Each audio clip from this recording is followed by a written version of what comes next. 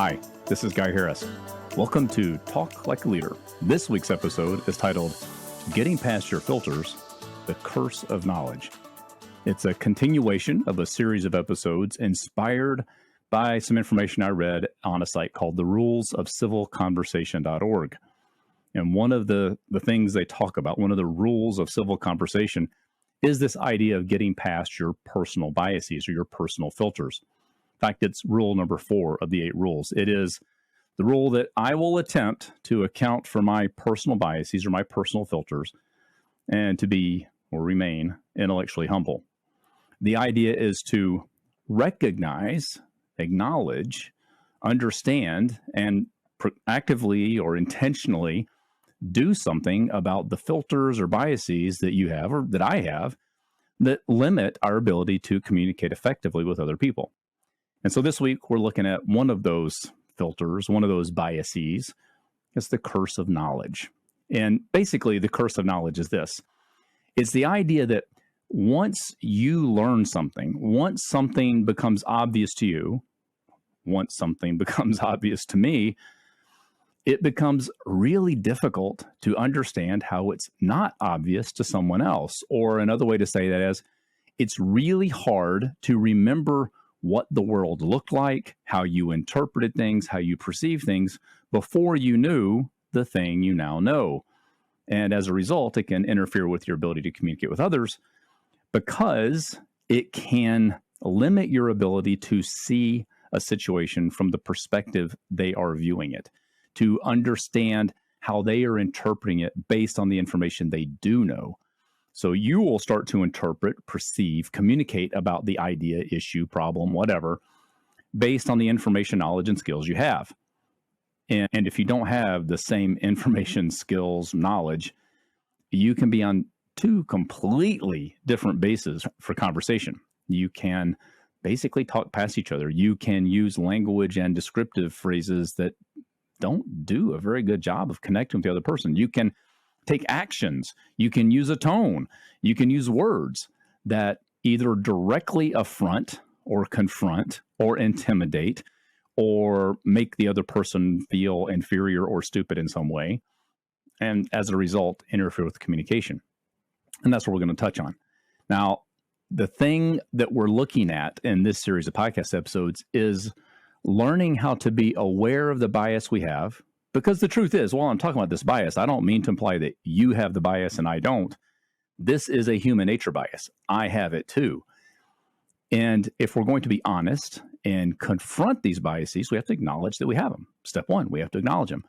So the thing is, we want to understand what these biases are, understand how they affect our ability to communicate, and then do something proactive, active, intentional to at least attempt to get past them or to remove them as a barrier to effective communication. So we're looking at the curse of knowledge. And the example that I think might help, it comes to me from being a grandfather. It is a thing that I think is broadly applicable.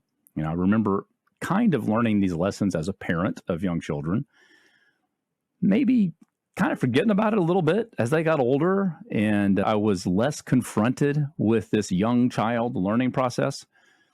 And now that I have young grandchildren around, they're 6 and 8, they're in the process of learning to do a whole host of things like reading. They're learning writing skills. They're learning vocabulary. They're learning different levels of math.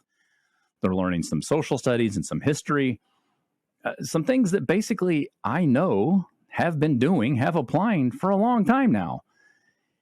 And in the process of learning, what I notice is that it's really easy to get frustrated when they don't see things. And just recently, I was sitting down with my grandson and we were going through some reading. He was wrestling with some new vocabulary words. He was struggling a bit. And I found myself having to basically have an internal dialogue about slowing down with him and being patient with him, not getting frustrated with him, encouraging him when he made positive steps. There was this little voice in my head, because the words were so obvious to me, to run past them. And it's not so much that I was frustrated with him or angry with him or judging him in any way.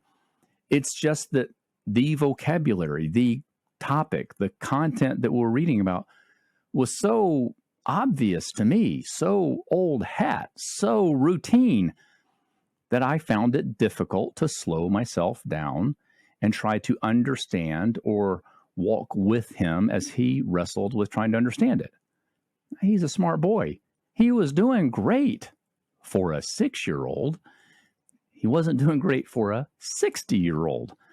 And there's where the frustration can come in, that curse of knowledge. When you know something, and especially when you know it really, really well, it's quite difficult to put yourself in the place of the person who doesn't know it and to slow down enough so that you can connect with them.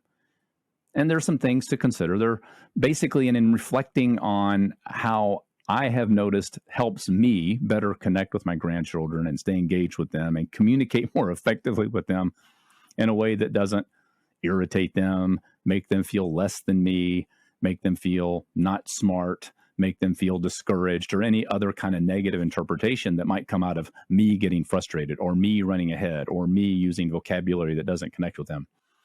The things that I have attempted to practice, and I'll share with you, really comes down to 4 steps. And the first of these I've sort of touched on already is slow down. Slow down a bit and make space for them to figure some things out. When I'm interacting with a person who just frankly doesn't know the things I know, it's important to slow down and not to go past them. It's important for me to listen first, because if I'm going to connect with what their level of understanding or awareness is, I have to first listen to what their level of understanding or awareness is. I have to be careful not to leap ahead of them and make assumptions that they know things that they don't know yet. And the key here is it doesn't make them dumb or stupid to not know. It makes them a person who doesn't have information I have. Not that they're not as smart as me, they just don't know things I know. And so those are 2 different things. And so slow down and listen first kind of go together, because you probably won't listen if you don't slow down, although you could slow down and still not listen. So the thing that helps me is to, 1, slow down, focus on listening rather than telling, and then making room for them to come up with alternate ways to solve the problem. Rather than leaping in and just offering a suggestion, I have found that it's helpful for them in their learning process and in their growth and frankly, in their willingness to accept an idea.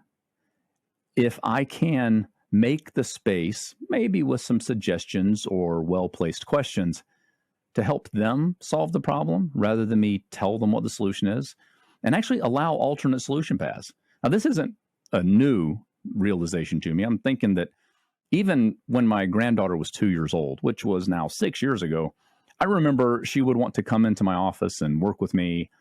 And I had a chair right beside me that I would let her to climb up on the chair, and, she would help me with my office work. And if I tried to help her get into the chair, she would get annoyed. If I just held the chair steady and let her figure out how to get into it, she was very happy and quite proud of herself. Now, she didn't do it the way I envisioned she would do it. She still got in the chair.